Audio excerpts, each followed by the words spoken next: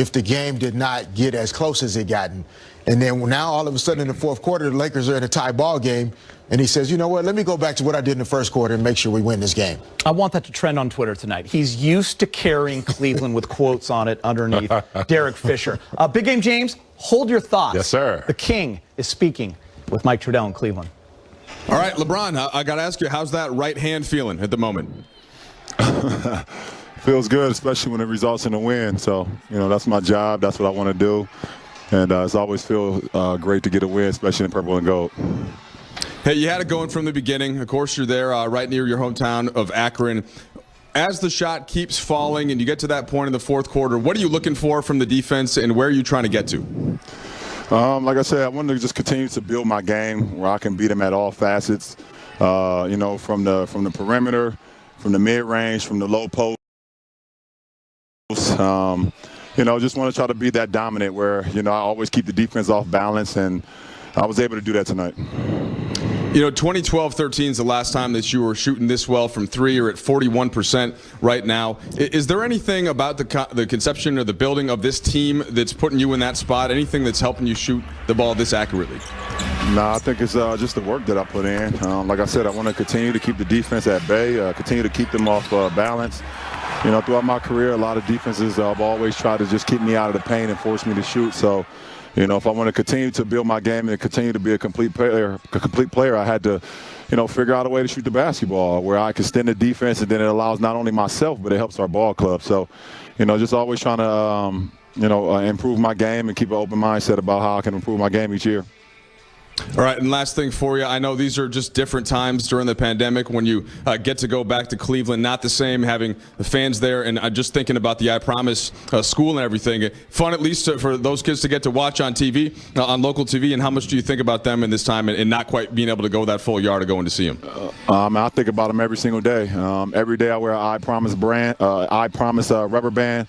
Every game I wear an I Promise rubber band is continue to just, remind me of my kids and my school, and continue to remind me of the responsibility that I have to continue to be a role model to them, continue to set great examples for them, and continue to, make them feel like they can be anything they want to be in life. And, we got some stars, some mega stars, some transcendent kids that's going to change the world, and they are going to come from my hometown. They're going to come from my school. So it's always great to be close to home.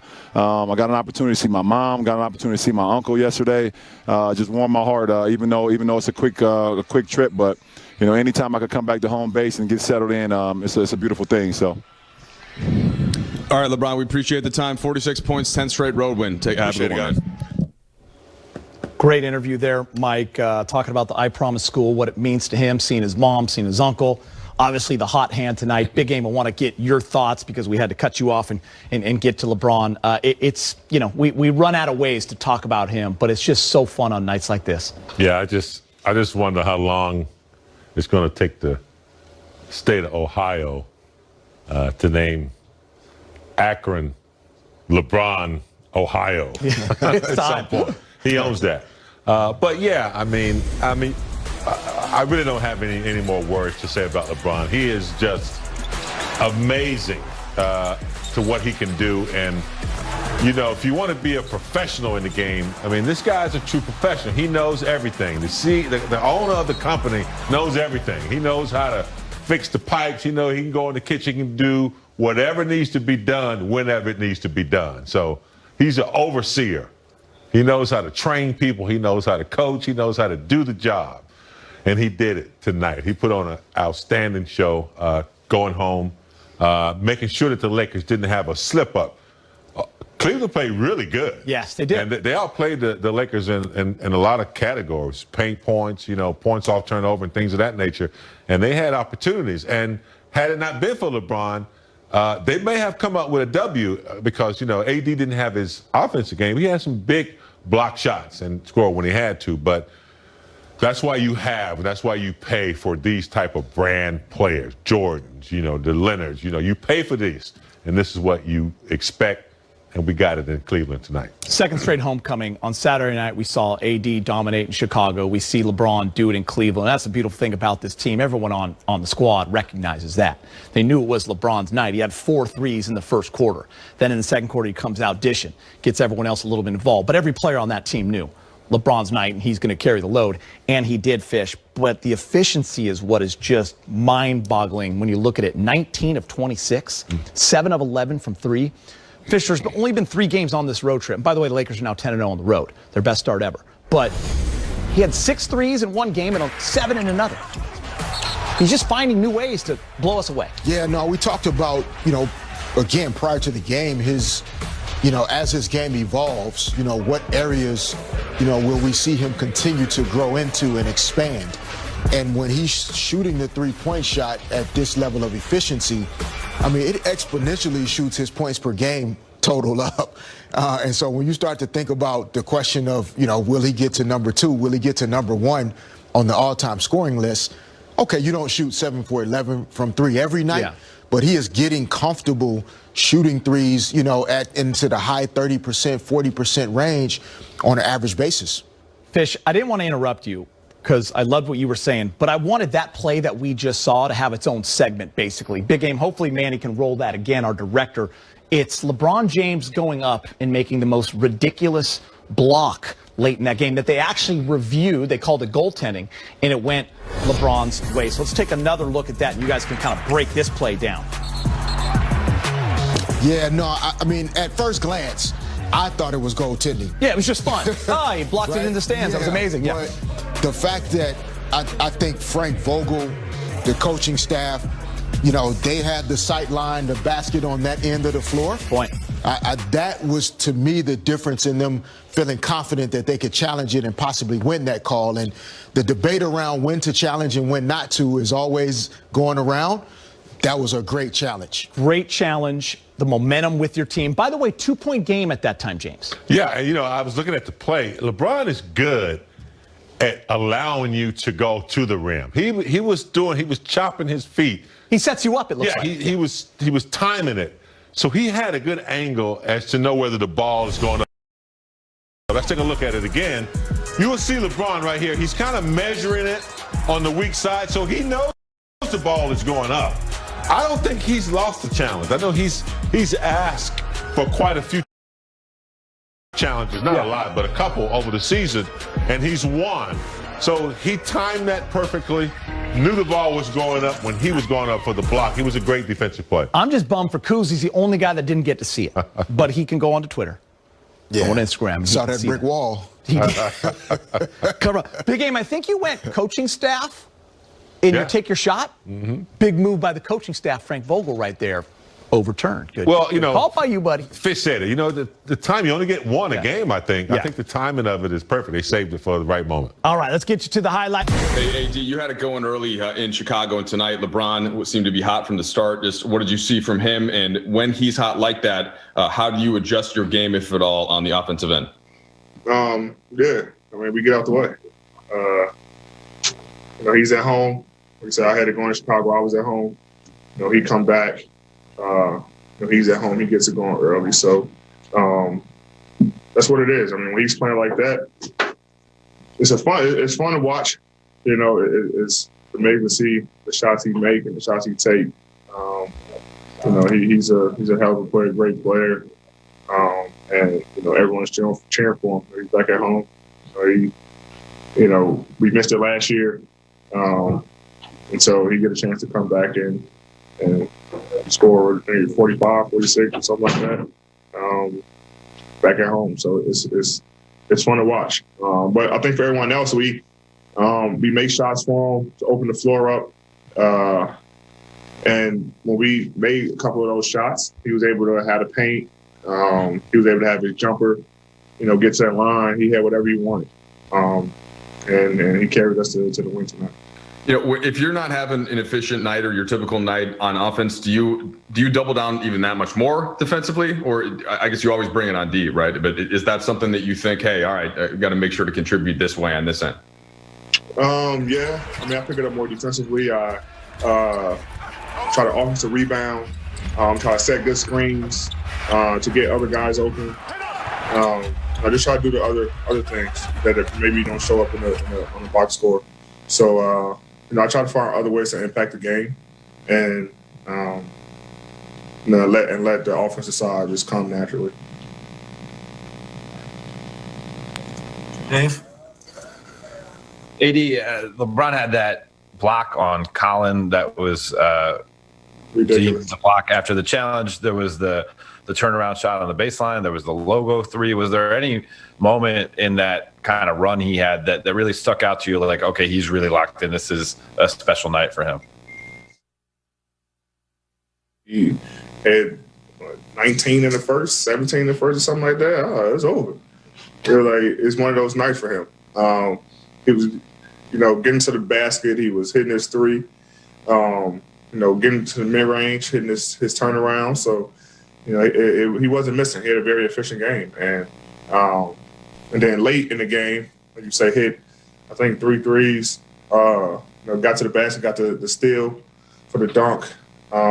So he was everywhere on the floor, making shots from everywhere. And but after the first quarter, I knew it was going to be a good night for him. Kyle? Hey, D, I know you are sort of a perfectionist and probably are already thinking about next game, especially when it comes to your defense.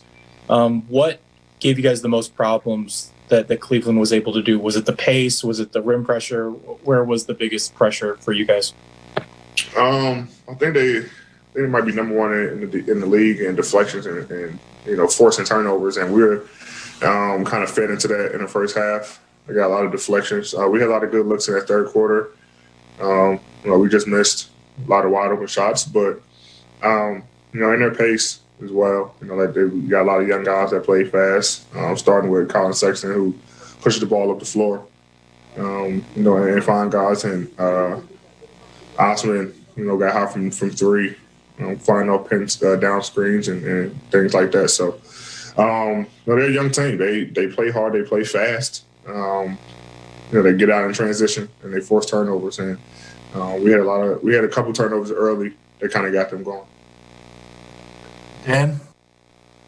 AD, obviously LeBron did what LeBron did, but how important were those Kuzma offensive rebounds in the fourth quarter, and then like some of those Caruso deflections and steals? Seems like those plays when you guys were really sputtering kind of kept giving you a little life. Yeah, big time plays. That's what Kuzma do. He crashed the offensive glass all the time, and I think he got 3 on the one possession and kicked it out to AC, and I think AC hits the 3. And he had one on the other end in the first half as well. AC, pressure on the ball, Colin drives to the basket, he gets a strip late in the game. And so all those plays are huge plays and momentum boosters for us, especially when we kind of going back and forth with the team and we kind of were stagnant on 100 for a while. We didn't score. Our defense kind of kept us ahead and those big offensive rebounds by Kuz. So, 2 guys who don't get highlighted enough, but they do all the dirty work for us for sure. We'll take 2 more. Bill Orm? Hey, AD, in this year and a half you've played with LeBron, what have you learned about him and what separates him? I mean, you're universally considered a top 5 player in the league also, and all these other guys around the league. But what is it that you, in your opinion, separates him from some of the other superstars in the league and that he's able to go out and do the things he does? I haven't played with any other, the top guys in the league. So I don't know what those guys do. I only can tell you what I see, and it's probably gonna be the same that everybody else say, but just being here and being around him, the way he locks in on a game, on a team, studying their plays, what they like to run, at which point of the game, personnel, he's always watching film. He's watching film on us, how to get better. He kind of see things before they happen. And like I said, I can't say other top players do it because I'm not around him. I can't say that, but he's very professional. He wants to win, and being here in a year and a half, I see it every day. Last question, Kari Jones. What's happening, AD? As a player as a elite player like yourself, who does things that might not make the stat sheet, how beneficial is it for you to know that you're still impacting the game at a high level and your stats don't make the sheet? Yeah, man, all I care about winning. You know, we win, I'm fine. Like I say, Bron had it going tonight. You know, I had it going to Chicago, and Bron kind of, you know, was like, here, AD.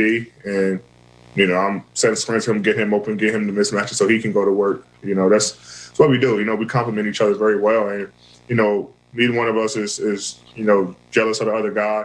You know, we try to find other ways to impact the game. You know, Bron in Chicago was, you know, talking on defense, getting deflections, getting out of transition, finding the right guys for open threes. And tonight I'm trying to do it on defensive end, you know, rebounding, blocking shots, you know, pressuring the guards, making them take tough shots at the rim, you know, protecting the paint, you know, setting screens for him to get him mismatches because he's at home. So, you know, we just try to, and that's our entire team, to be honest. You know, we try to, you know, do things that don't score, that don't show up in the stat sheet to help us win. And, you know, that's how we want to win. You know, we got to be able to impact the game other than scoring. And I think everyone on this team can do that. All right. Thank you. Yeah. Mike Bresnahan is joining us now. I know you were really dialed in on Andre Drummond tonight, but were you doing a worthy clap right now? Kind of like a soft worthy clap. Roll the shoulders. Brez, in the pregame show, you talked and showed us a three-pointer and how good the Lakers are this year. How about LeBron James from three on this road trip alone? Yeah, absolutely. I mean, I feel like last season, guys, he showed us a new phase of his game. He said, you know what? I'm going to get a career high in assists. Not only did he do that, but he led the league in assists per game. This year, it's a three-point shooting. I mean, 7 for 11 tonight. That's a pretty strong number there. Scored 13 points in the last 4.5 minutes. And that's pretty impressive right there. And by the way, right now, he is shooting his best ever from three-point range. If you compare it to some of his previous seasons, up to date, 41.2%. He went up a couple ticks, didn't he? He went up a couple ticks. He came in at about 39%. When you go 7 for 11 behind the arc, that's going to happen. Just kind of adding to his game and listening to him talk to Mike Trudell, he said, yeah, just trying to keep an open mind about ways to improve in year, 17, 18? Yeah, losing track right 13 now. Of 23 on this road trip alone. That's amazing. That's like a layup.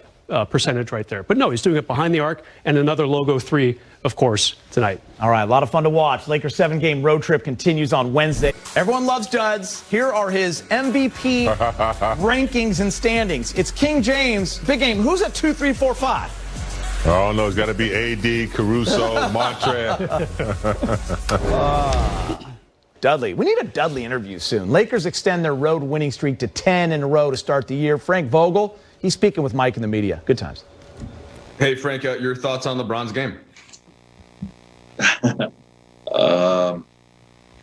Pretty awesome. You know, just to see that he can still turn it up like that. Obviously, he wanted to win against his former team here, and you know, came out of the gates really strong. You know, a lot of defensive communication still, even though he had 46 points. You know, still quarterbacking our defense and really just carrying us down the stretch. You know, great defensive energy, but the shot making was just ridiculous. And you know, just one of those nights for the ages for him. Yeah, he's having one of the best shooting stretches of his career. There was one year, 12-13, where he was 40% from three. But have you noticed anything specifically on that end with the way that the shot looks, where he's getting it, and just the role of what the offense is? Well, it's you know, and we've been encouraging him to shoot over the top and to beat defenses because he shoots it at a high clip. You know, and you know, defenses are going to try to sag off and try to keep him out of the paint or whatever. You know, this is sort of, you know, if you're going to make a parallel, you know, guys like MJ and Kobe went into the fadeaway jump shots out of the post a lot towards the later part of their careers. He's doing that as well, but he's also, you know, bringing that ability to beat teams from deep in the modern NBA, which, you know, is an acceptable part of this era of basketball. And you know, he shoots the heck out of it from that range. And you know, I don't really, if I'm playing against him, you know, I'm not really sure what I'm doing to try to slow him down when he's shooting the ball that well from the perimeter. Kyle? Hey, Frank, before the season, there's a lot of talk about the possibility that you guys might find games to rest LeBron. And I think before the season, you were a little hesitant to commit to things. And then by the time the season started, you sort of said, well, we want to play him as long as he's ready to go. I'm wondering, even like early December, when you guys are just starting training camp, were you already pretty certain that LeBron would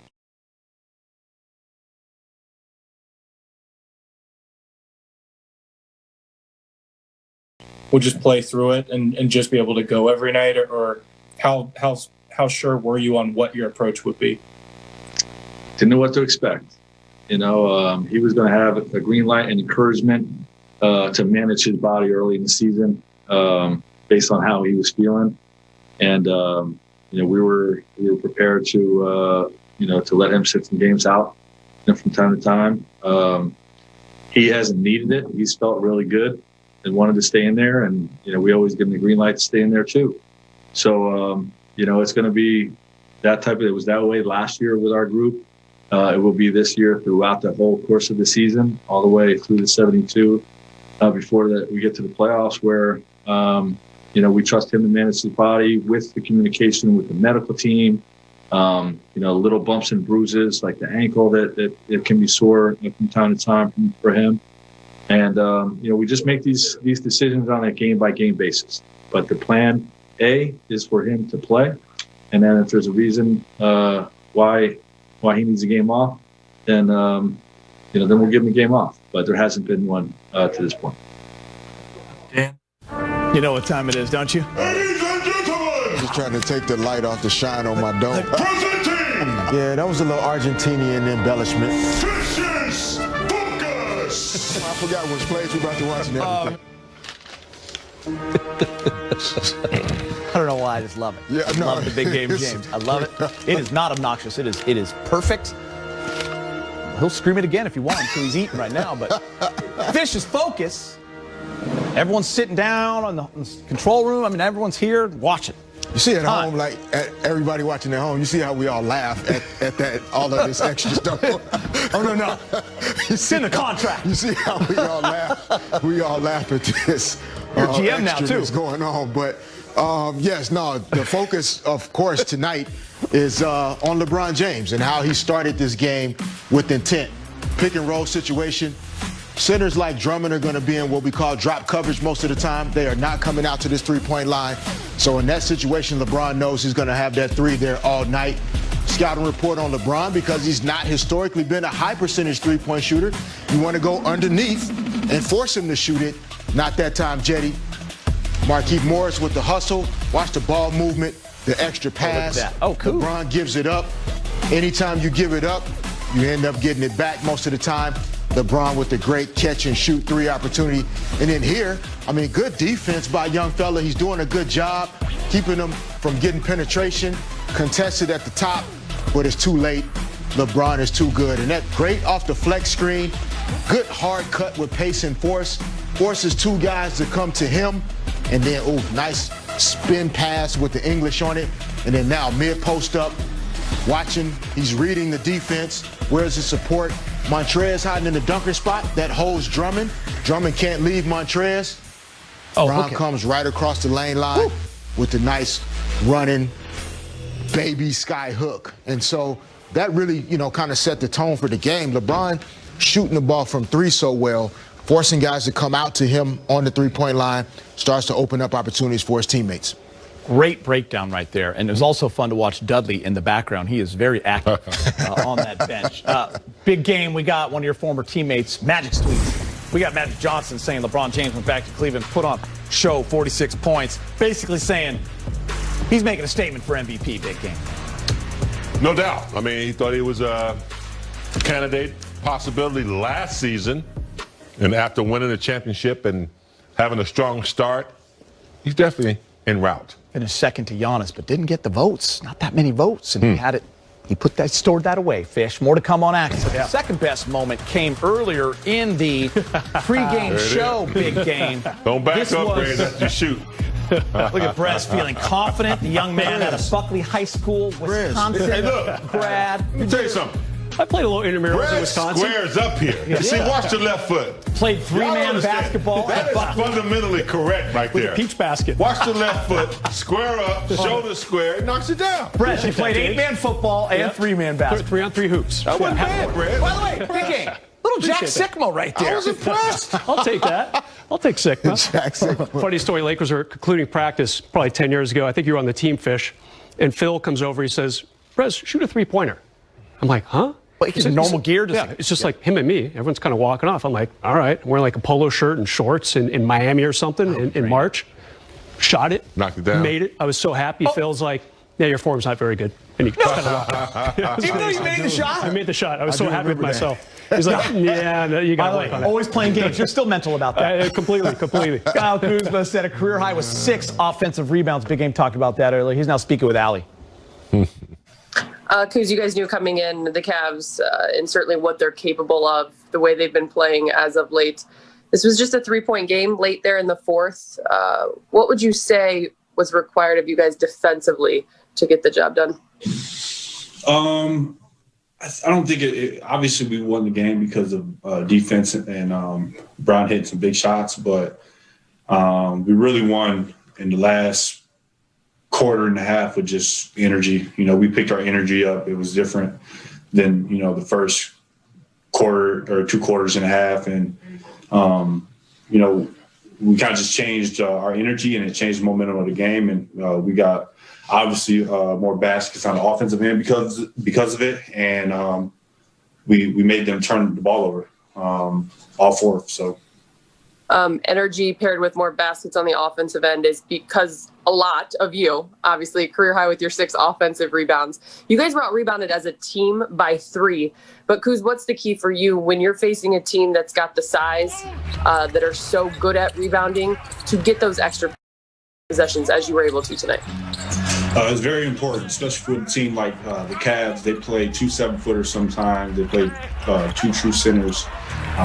They have arguably, you know, one of the better rebounders in the history of the game with Drummond. Someone that, you know, he lives on the glass. So, you know, coming into this game, we knew that that was going to be a tall task for us, especially hurt us a little bit when Mark picked up 3 quick ones in the first quarter or second quarter, 1 of the 2.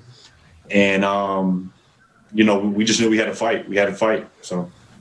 Kuz, one final point from me. Obviously, you've played with Bron and you experienced some of his zones. Big Game was just talking on the post-game show. It's hard to really put into words anymore because he continues to just rise. But being in Cleveland as a teammate of his and watching that kind of unfold the way it did for him tonight, what was that like? I mean, the biggest thing, anytime we play one of our teammates' former teams, we don't want to let them down. We don't want to lose, let them lose to that team. And you know, historically in Brown's career, whether it's Miami or Cleveland that, you know, I've been around and witnessed, he doesn't like to lose to those teams that he's played for, and he just rises to the occasion every time. And that's just Spurs presented by Lexus, 115-108. The Lakers taking down the Cavs. They go to 10-0 on the road trip. They go 10 for 32 from 3. 8 blocks, 6 steals. They do it on 21 assists. Lakers 14-4 on the season. 115-108. We're heading to break. It's all about LeBron tonight. Season high, 46. 7 for 11 from 3. Got it.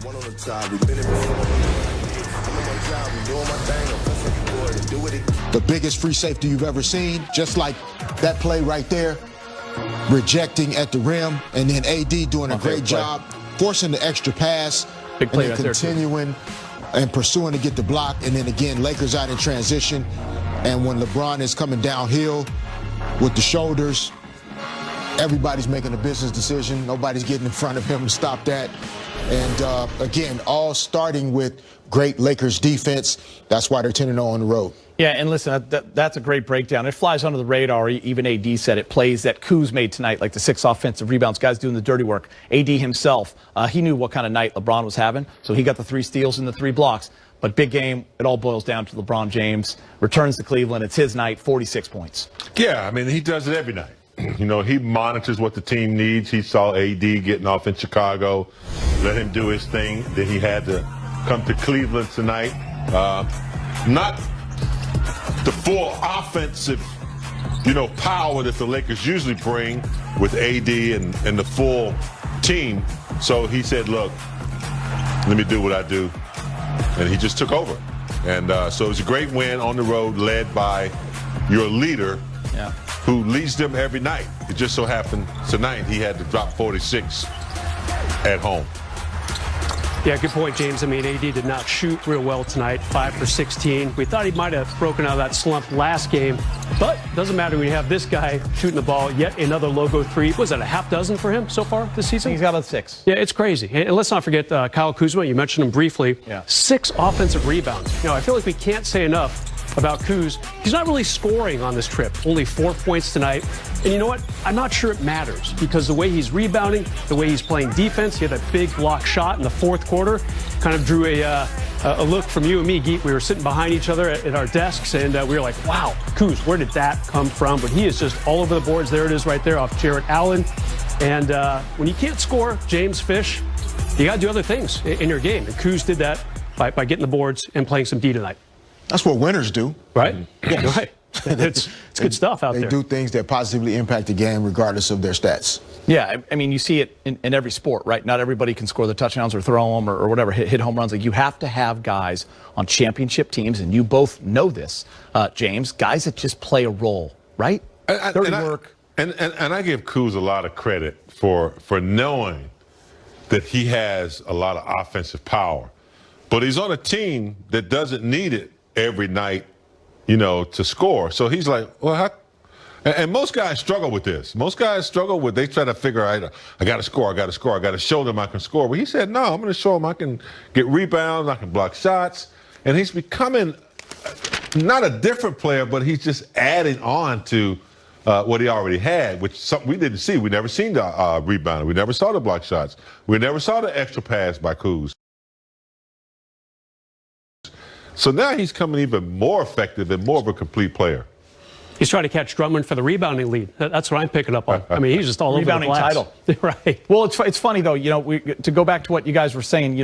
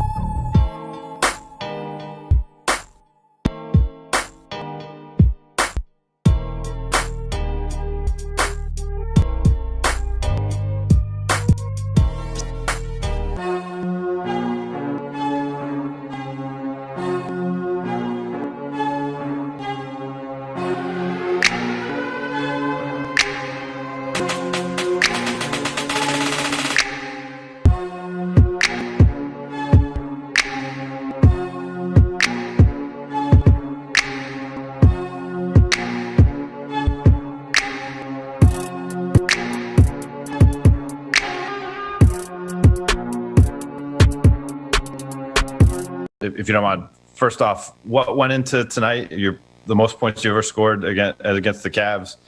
You got to see your mom. You told Trudell after the game. You were watching Tom Brady's performance on Sunday. Was there any extra motivation coming into this one and it manifested itself on the court?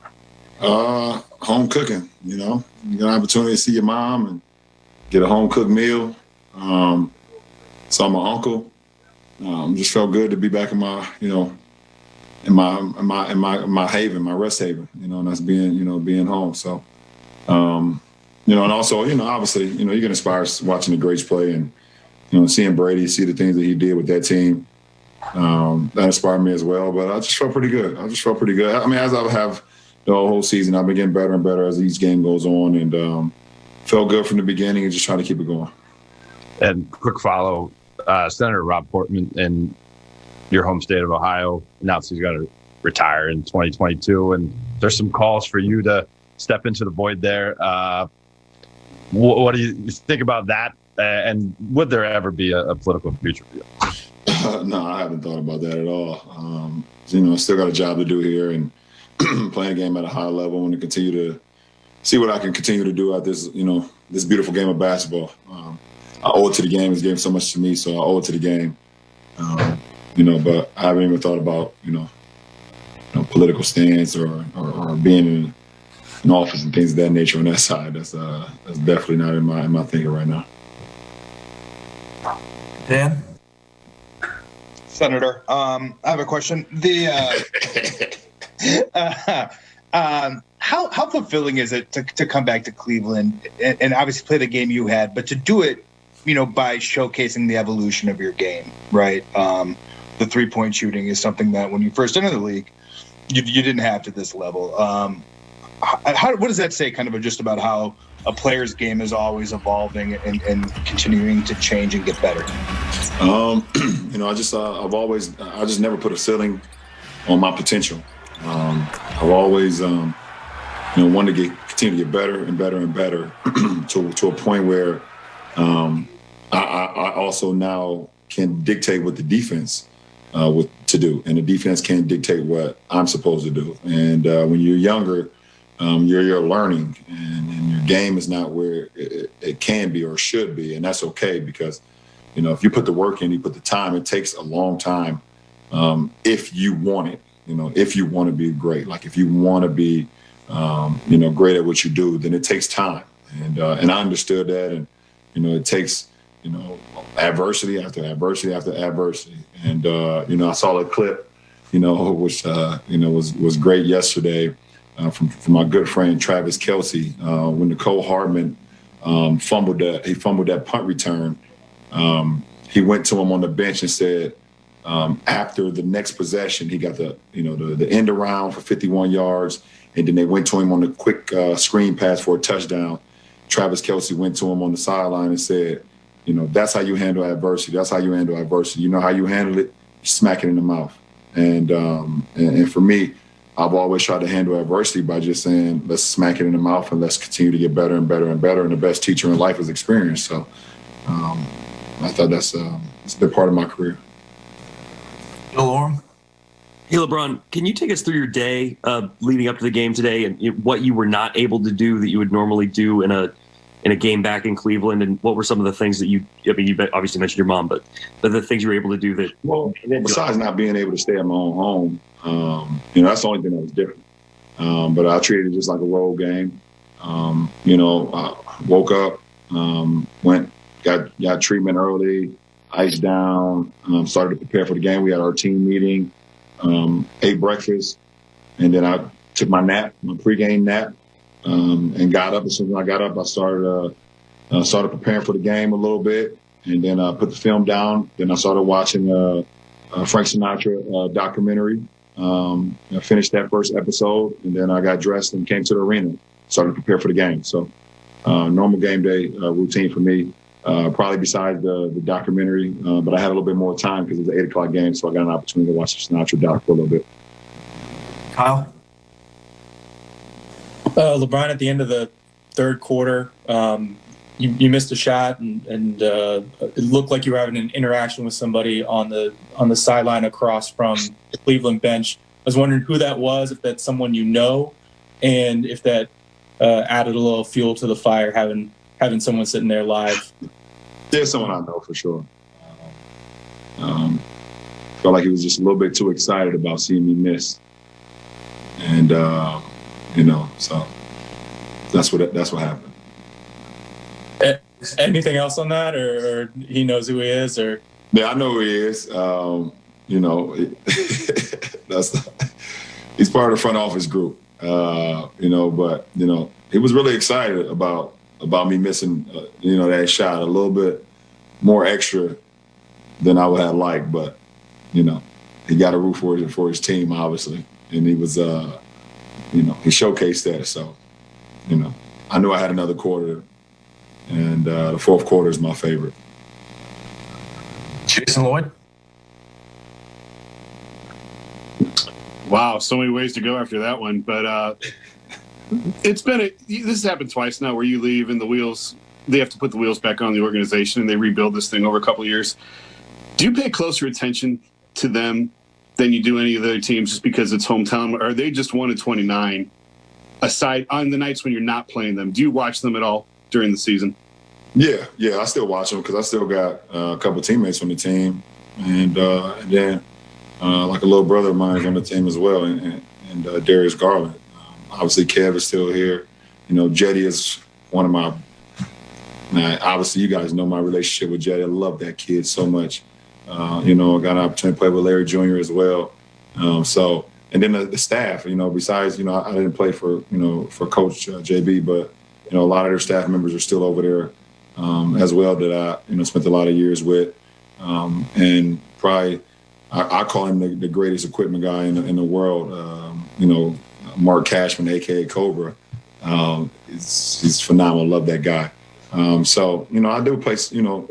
I always pay close attention to what's going on, and I think JB has done a hell of a job, and they've been drafting well and made a couple of trades, but you can tell that team is improving. They got some young guards that's very dynamic, and Colin and Darius, and the rest of it they can build around. So got some very young pieces that they can put their future behind. So we'll see what happens.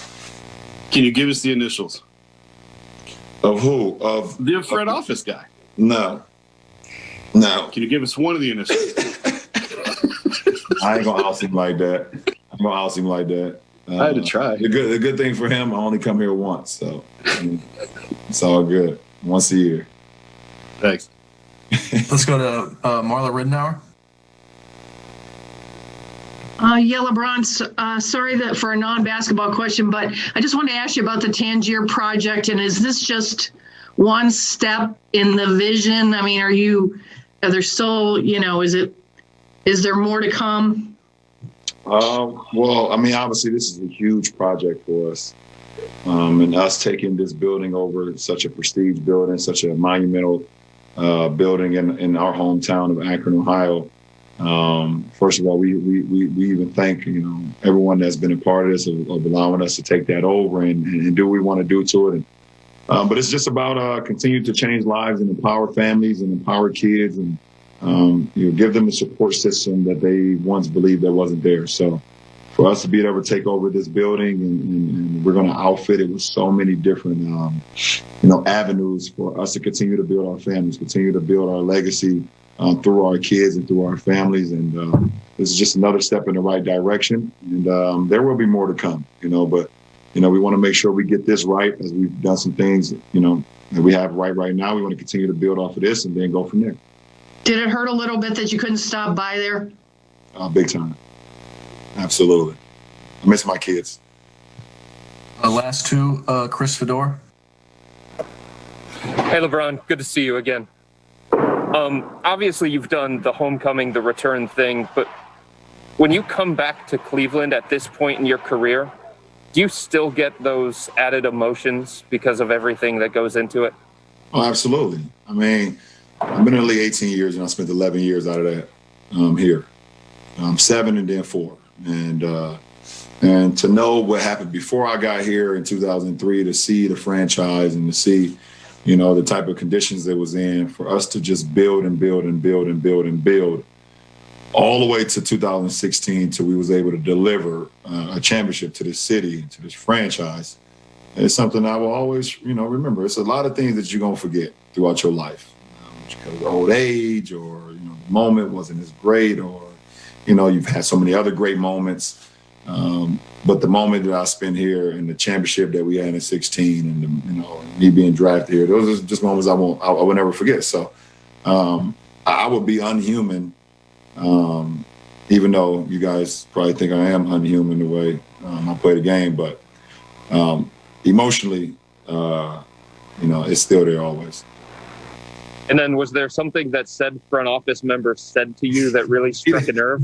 No, he didn't say a word. I told you, he was just a little bit too excited about me missing that shot. It's a million cameras in these arenas. Y'all just got to find a clip to see how excited he was when I missed. I didn't take it well. Last question, Rachel Nichols.